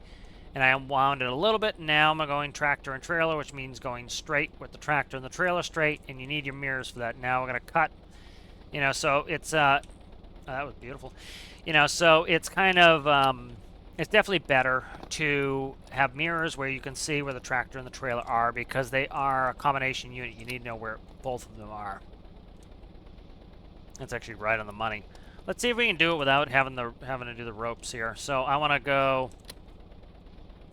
All right, and I'm going to hit the brakes right here. See if it will just hang. Probably will. Let's see if it slides around. No, it's doing pretty well. So yeah, I definitely want to put like some 1x2s on the top there. So the reason it's doing this is I need to come forward a little. But if I put a backsplash on there, it will, a backboard is probably a better way to think of it. Not a backsplash, but a backboard on there. It will bounce off of wedges up top here and prevent them from falling over the top like that. I need to roll forward just a little bit.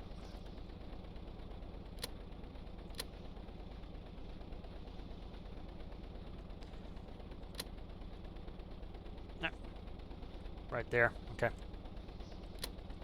Alright, I'm going to just pick these up and dump them really quick, and then, so I can put these right in here.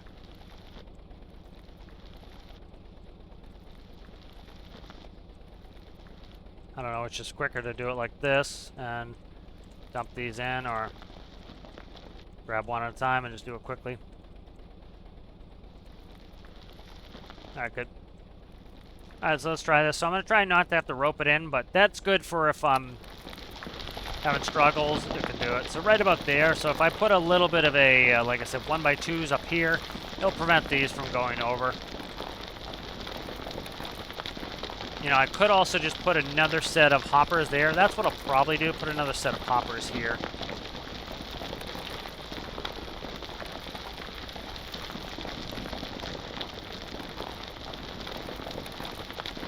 Coming on the other side. Nope. Seems like they're all favoring this. Nice. All right, let's see what we're looking at for capacity, what we have in there. It should be 6 something, I'm thinking. Nope, no, we did 3 dumps. Okay, 9. So we're doing pretty well here. I don't know what the fill level is on this, but it's not a big deal if we lose it. So we want to do funnel and hatch, and let's get out of here. So yep, we'll try to...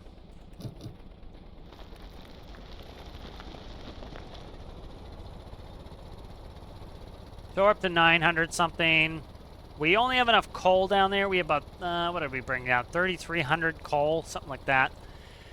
So we can only process that into an equal amount of steel. So we could do 3,300 iron ingots plus that 3,300 coal will yield us the 3,300 steel. And then after that, we'll be able to, we can just do iron. You know, we can actually park all that. What we can do is, once we have the 3,300 steel, that's going to go to Screeches and sell. I can leave any extra iron inside of the facility.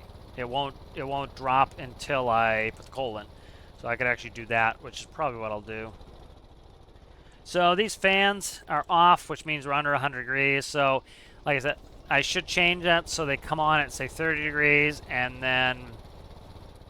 You know, the kill is fine. It went up to 110 degrees, and it kills the PID that controls the RPS. That way, I don't light the engine on fire.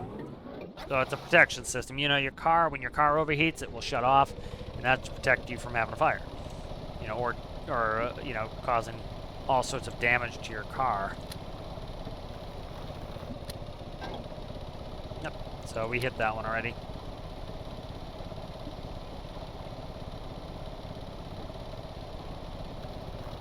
Hit that one too. I'm gonna downshift the gear here.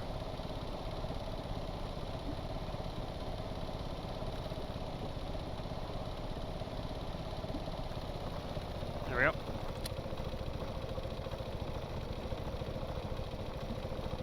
So I have to check the flow rates on this, make sure we're getting plenty of flow for the fans. But this is fun. I'm enjoying this. Kind of nice to get all the tools out and use them. You know, there's the fans, so we're probably not going to be able to run very long here.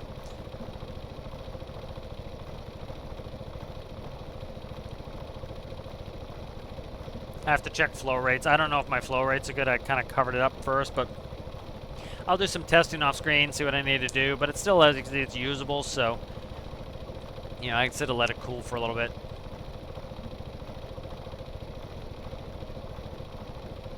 But I'm liking the new 3x3s in there. So what I can do here is raise these up. I'd have to raise these up 3. I don't know if that's 2 or 3 to be able to put more underneath to get higher volume.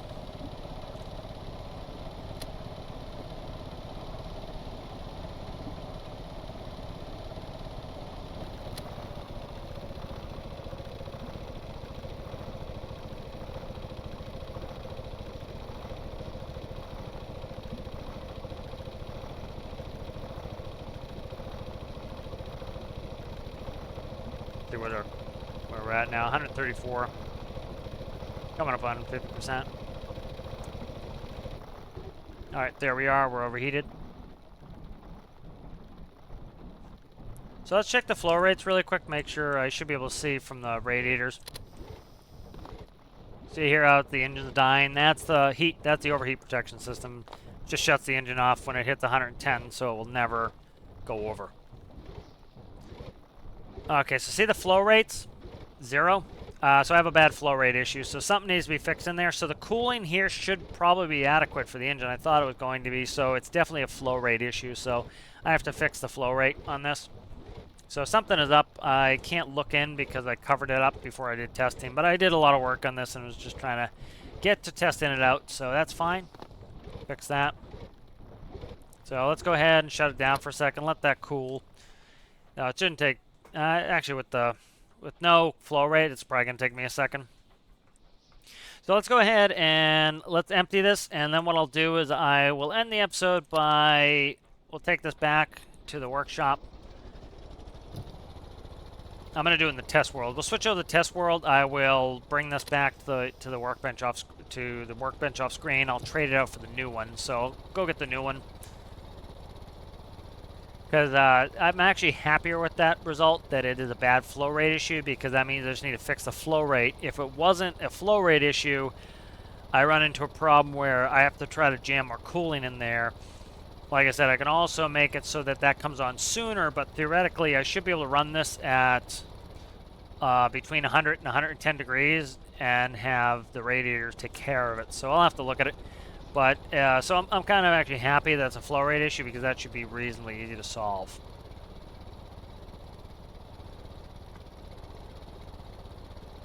The other thought I had, which you know, being a little bit complicated to do, is to run a PTO, and so that's a power takeoff from the power unit in the front.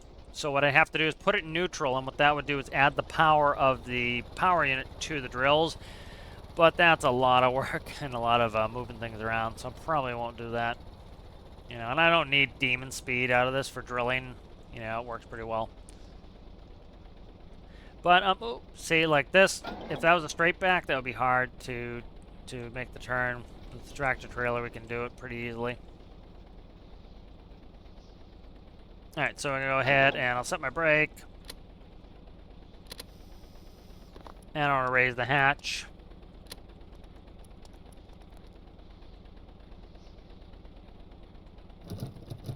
And until I get some mirrors in here, I'm going to have to back up from third person. All right, so see how my trailer is going to continue to go to the left side. That's what I want. And now I'm going to start to turn. I'm going to set my angle, and I'm going to leave my angle in. And it's turning. Now I'm going to start to come back and go back tractor to trailer. And we're lined up. And so this just comes second nature to me. We're a little bit off here. Let's go forward. So we want to do a pull-up. So once you've lost it, you know you can't fix it easily. You want to just do a pull-up. Pull-up's the easiest way to fix it. And you don't want to just keep the same bend. And you notice I changed the bend. I straightened it out right where it should have been. So like I jogged left, I jogged right to get that alignment correct. So you want to use your pull-up to actually progress the trailer and get the trailer where you want it. You don't want to waste your pull-up. You see some new drivers do that. They do a pull-up and they do the exact same thing. They pull up in the same path that they backed up in, which was wrong and it didn't work for them. You know, and then they back up again and they back up in the same line that didn't work for them. The same thing. If you're doing something and you're getting, you're not getting the results you want to do, you have to do something different to get those results. So you see a lot of new drivers doing that where they pull straight up. They pull up the way they backed in. It's like, no, dude, you gotta make some adjustments. You need to do your pull-up. Treat your pull-up as a way to fix the problems you're having. So a couple edits here. So we'll go in the workbench. We'll fix that. So I want to add the deflector on top here so that it keeps it inside of the funnel cone. And I want to fix this up. So what I'll do here is I will take the scraper and I'll just park it off the side, and this will just, I will probably just despawn this, and I might drive it back. I'll probably end up driving it back and then drive the new one out off screen. So that needs to be done. Let's let this finish filling. So this will get either, I'm trying to decide what I want to do. I have two options. One, I can put more hoppers up here, or I can do kind of like a backboard on there. I'm thinking I want to do a backboard. Yeah, I'm thinking a backboard. Yeah, that's what I'm thinking I'm going to do. So that was working really well. Let's go ahead and I will save this. That's good right there. Let's save that. All right, good. And I'll meet you guys in the test world. All right, so we're back here. As you can see, that's all the gold-rich dirt that's around there. All right, so let's jump in here and we'll grab the scraper. So here's the scraper. Now let's see what we have here. So let me see if it's something quick and silly. So these are turned on fine. It's the same radiator that turns that on. What's that? That's a fluid pump, fluid pump, fluid pump, fluid pump, fluid pump. So make sure it's all 4 fluid pumps. It is. Okay, so that goes the radiators and the fluid pump. So the pumps are coming out at the same time as the radiators. That's fine. It's going in. So we have one going down through the cooling manifold and not up. Right there is a problem. And this side is fine. So, that's annoying. What's that? Is that an alternator? That's an alternator. So that alternator is going to go. So let's delete that. So that would be why this side isn't working, right? Is it's not plumbed. No wonder that's not working. Okay. Now let's see. So let's make sure these are electrified. That's the other potential issue here. So that one is going to that one. This one goes here and then to the middle, to there, to the radiators. So they're all plugged in, so they should all be running. Okay, and I'm going to just go up here and grab all of this. And that way I can just remove this and I can jump down. Oop, I don't want to do that. There we go. I want to get it all. That way I can jump down there and I can watch this while I'm fixing it. All right, and so what I want to do here is check flow rate. So I'm going to go in here, and so currently what I do is for cooling, if we look, where's the cooling? Down here maybe, dump funnels. So I have a bunch of stuff. I used to control the dump funnels from the panel. I don't anymore. So it's that panel. Where's cooling? Cooling motors. Nope, I don't have motors anymore. I used to have it as a hybrid system. I might make it a hybrid system again. I don't know.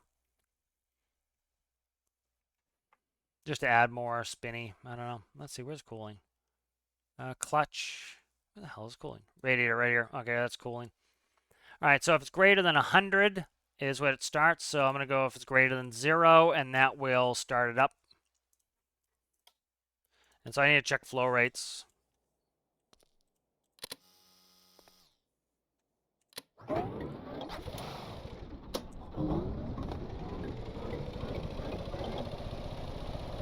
All right, so fans come right on.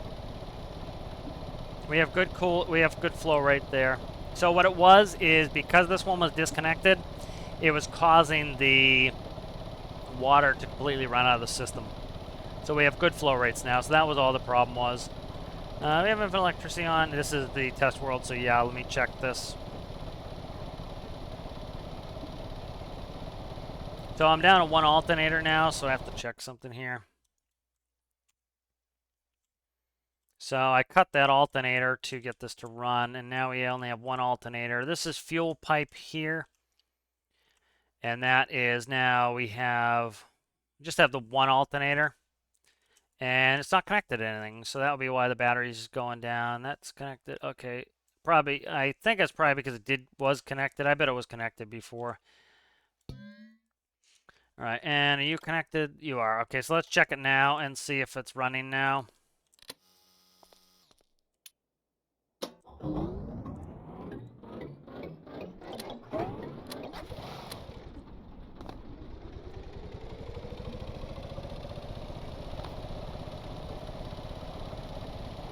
So we have good flow rate. And I need to check the battery. Okay, so see the battery is going up. So that's 1 alternator and 1 small battery running this whole mechanism in the back. I'm still in no clip. I often see people put in they have 28 medium batteries to run a small vehicle. And it's like, you know, if your alternator system is working correctly, and so all mine is doing is that the PID automatically modulates the clutch of the alternator. And this is how it works in real life, is your alternator wants to keep your battery topped off. You don't want to overcharge the battery. You don't want to steal power from your engine. Notice see how it's slowing down? See how the digits are slowing down? That's because we're really close to 1. The PID's saying, hey to the battery. See how it stopped? So the PID is now pretty much keeping the alternator clutch perfect to maintain battery. And so what that's doing is not robbing a bunch of power from the engine. Is it a lot of power? Probably not. But as you can see, I have 1 small battery. That's all the electrics I have for this back section here. That's all I need. I have 1 small battery in the front, and that's to segregate these systems. This one is separate from that system. So, you know, if you set up your recharge system correctly, you know, let's think of Triton, right? Triton was a big ship from the last career build series. That was the home ship. That had 6 medium batteries ran the whole ship. And most of that was redundancy. When I actually went out on a trip, I only ran on 3 of them. I'd pick either the port side or the starboard side to run on.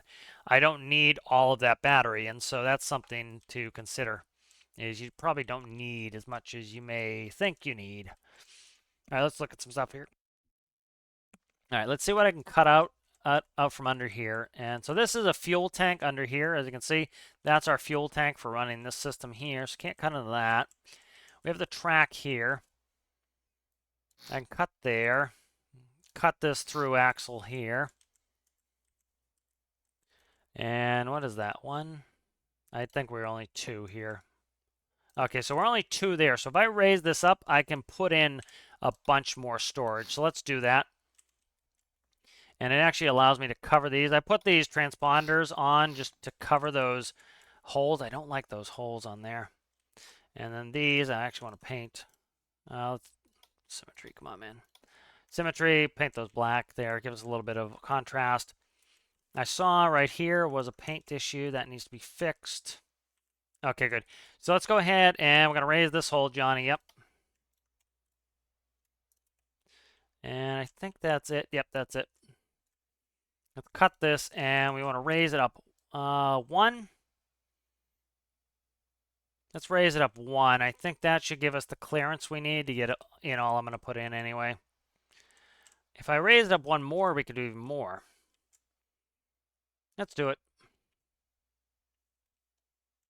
So I'll raise it up flush. This allows us to oh, I have to be careful of. I have to hook it. I have to make sure these hook correctly. That's going to be a problem. They were there for a reason. I thought they were there for a reason. Let's see. I could raise it up one more and I have to put a bigger lip on this. Do I really want this taller? I don't know if I do or not. Probably not, actually. So I have to, see, they have to be able to connect to the drills. So they kind of have to go up one more. I'm trying to think how much capacity I really want this to have. Let's go down again. Let's make this back where it was. So they were there for a reason. I forgot they had to mate to the drills. All right, so they made it with the drills again.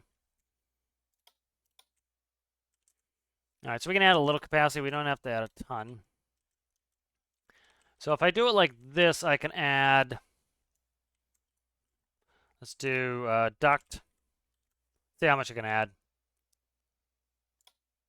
That's small duct, that's small duct. So I can add pretty much one. So I can add 25 on there. It's not really all that considerable if I do that. If I go up a couple more, I can really increase the capacity. I'm trying to decide if I want to do that or not, though. Let's see what the, let's see. Not 100% sure what the capacity of that is.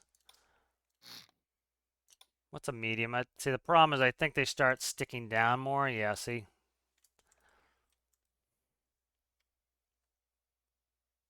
So the other option is this.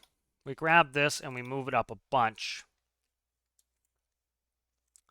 And then let's see, I need to put it in, so it'll be right there. And I need to raise the lip up one at least, all the way around. Which, do you see the top of this crown of this this gooseneck is all right. So let's do this right there. And then I can add quite a bit of capacity here. I can add a bunch of ducting here. So add a central duct there, side ducts, and then copy that.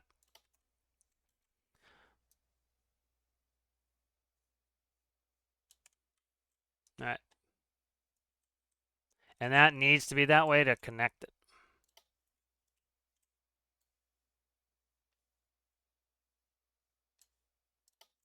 So this should great. Let me check these, make sure they're not running coal in them. They are. Okay. So I need to grab one that is not pre-filled with coal. So let's go like this. All right. Now they're all empty of coal. So when I copy them, they'll be empty of coal.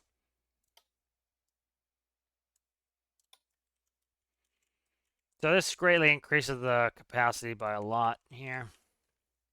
I can still take trips earlier if I want to dump it. I don't have to wait. But this makes it so I don't have to stop either. The old one had a larger capacity here. And that can go like that. I can go like that if I wanted. There we go.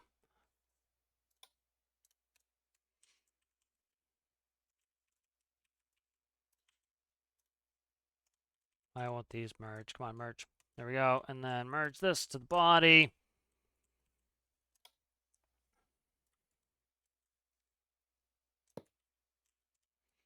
And then what's that now? I'll put a lip on that like so. That gives me more engine room if I need to do something. It also has a nice lip on it.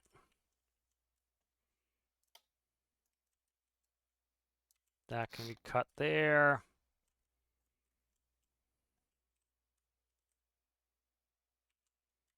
That will still go up fine. That will dump down fine.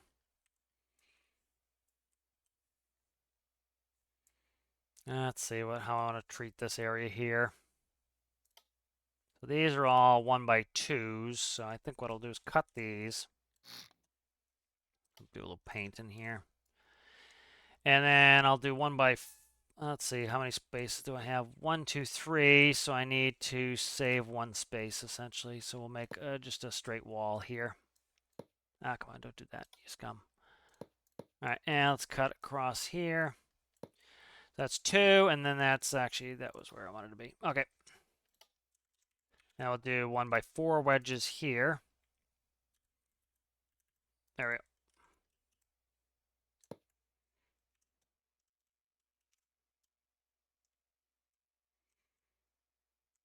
All right, and let's see what I want to do. Maybe I put them down here. I don't know. The funnels.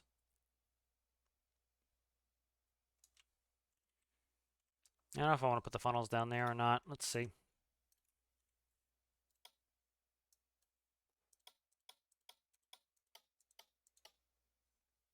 Put the funnels down here. Oh, come on, man. Don't copy them. Cut them. There we go. Cut them. Put them there.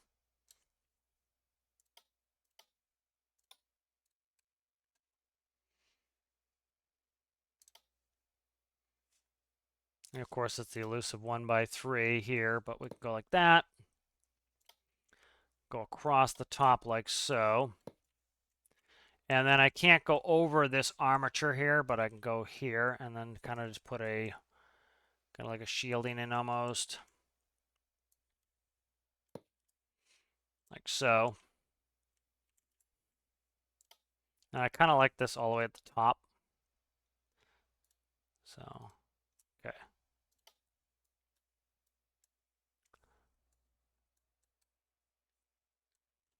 Cut this, move this up 1.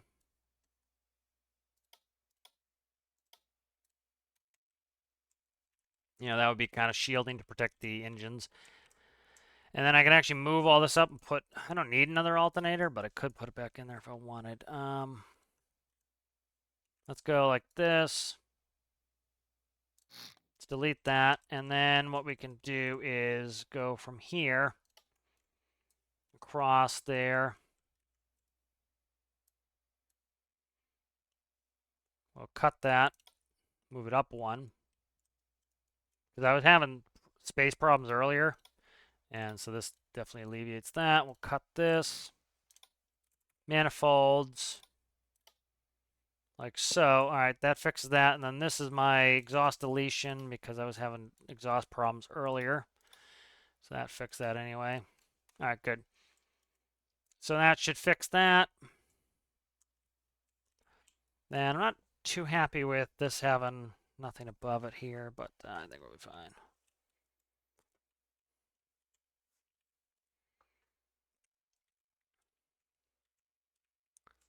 I don't know if I'm all right with this little gap in here. I don't know if it looks weird the way I have it though. I think it looks all right. Looks funny having a little space in here, but that's all right. Kind of mechanisms there. I could put it directly in the back here, the dump door, but I think we're all right. So let's go like that. What I could do is put the dump door like that. Yeah, I could put these on here like so.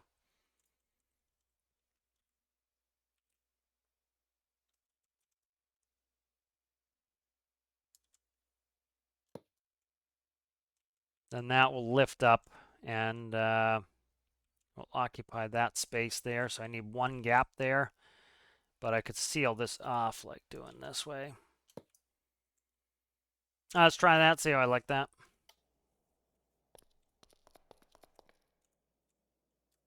I need to turn on the master power. It's not going to do anything. That closes both master breakers.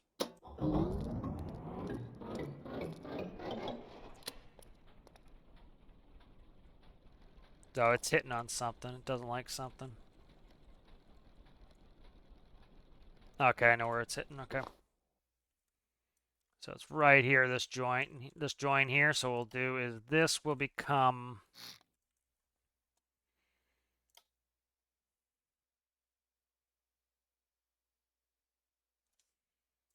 let's do this. Let's flip this and make this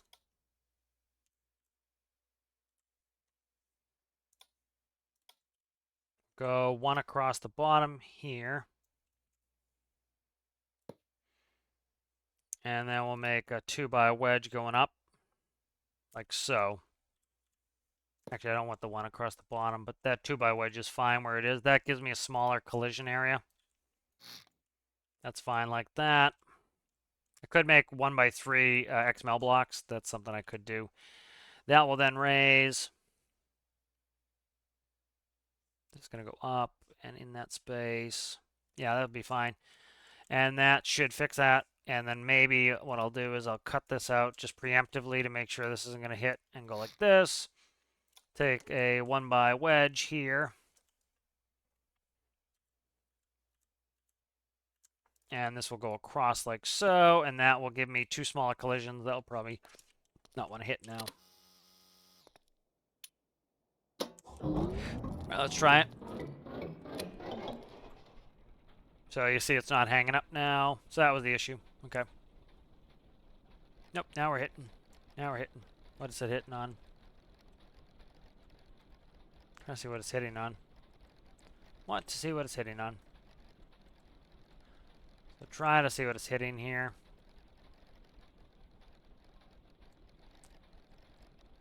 Something that doesn't... Probably hitting up top there. Okay.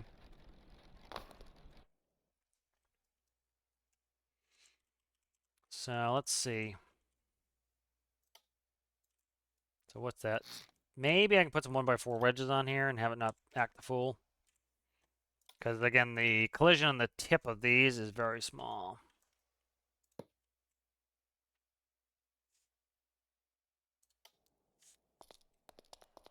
You know, I don't want to introduce a bunch of phantom forces for a little bit of a cosmetic item, but...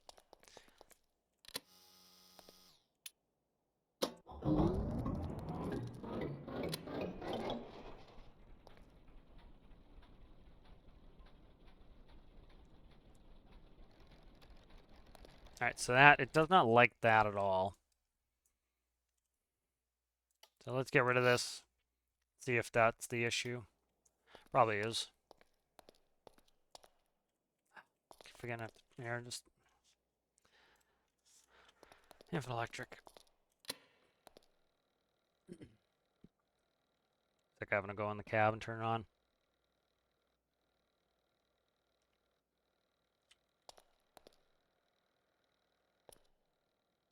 Alright, so that fixes that issue. That looks weird. I gotta put a 1x3 on there. That just looks weird.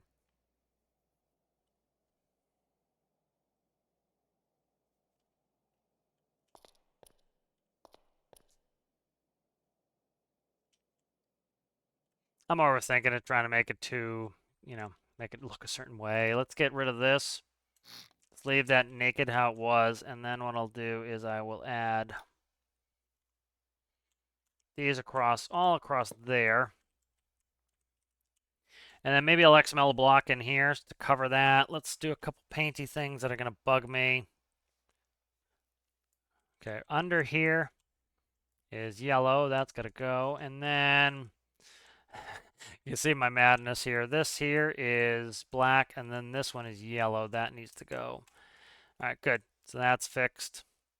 So that's good. This really increases the capacity by a considerable amount. That, you know, it doubles it at least.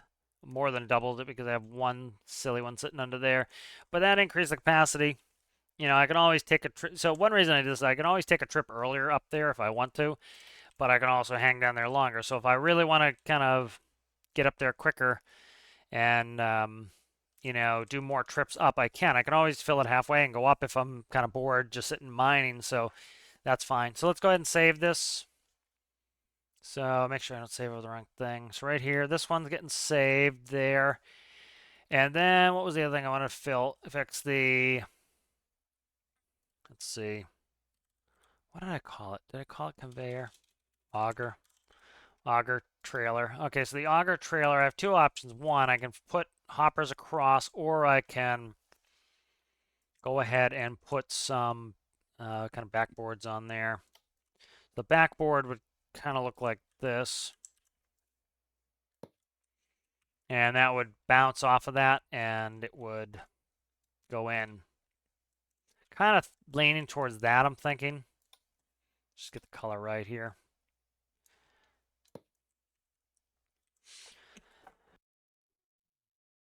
I'm trying to think if I want to change the ropes or not. I think not.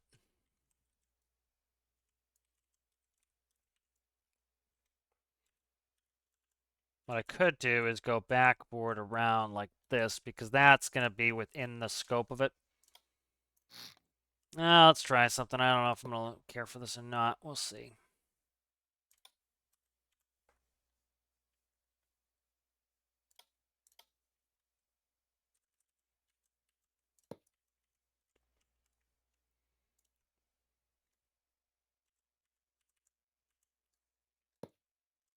So like that was more of a backsplash, so that as they fall in, they are forced in.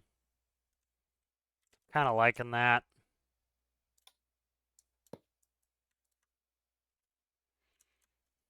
We'll work with that. We'll see it. That will get tested and see how I like that. The other option I think will be more attractive is to do this.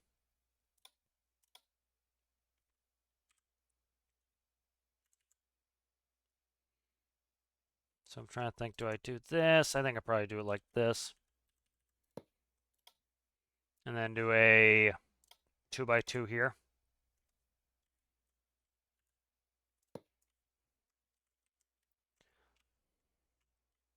Yeah, I kind of like that a little bit better. Kind of slopes down. I don't know if I want this here, though. Let's get rid of that. We'll do a 2 there.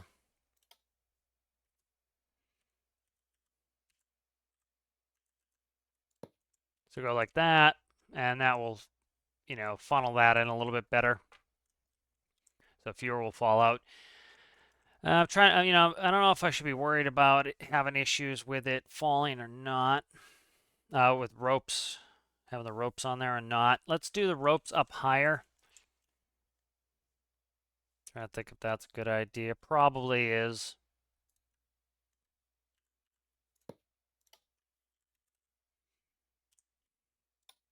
Because now I can back up effectively, so I don't really need it, but we'll add it in there.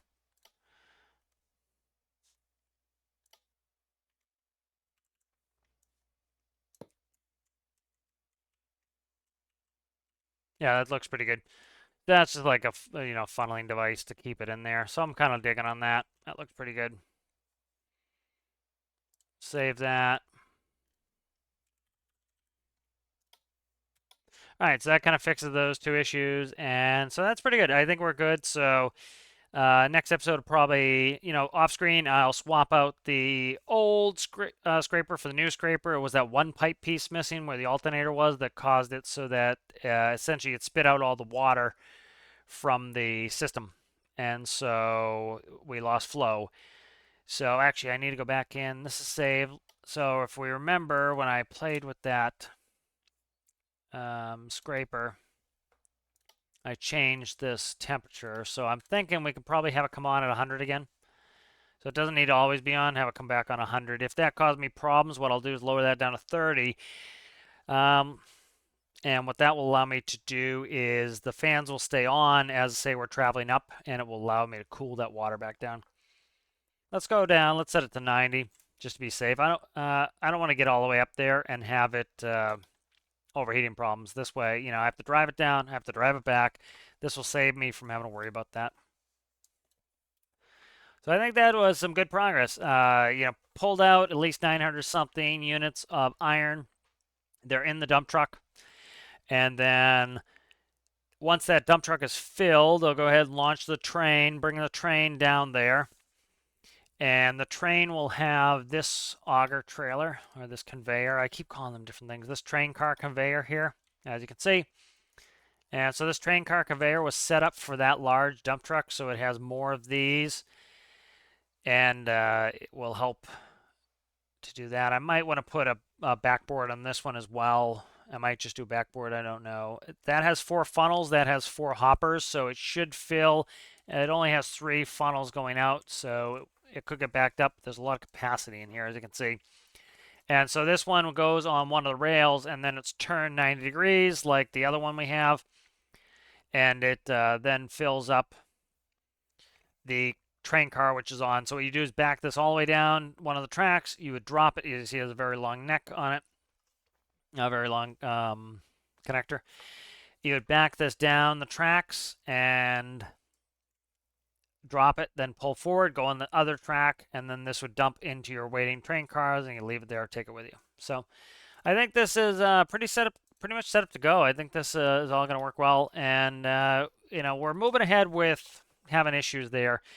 The last thing to do, which I think I'm going to use the front end loader for, is when we get down to screeches, we have to get from here over to there. So what I'll do is at some point I'll take the tractor trailer with the beam trailer, bring the front end loader down, and the bucket of the front end loader will go to the duct of the train cars that also are used to dump it into the facility, and it will dump the steel into the bucket of the front end loader. The front end loader will back up, it will come over, it will dump it into the steel gantry, and it'll keep doing that.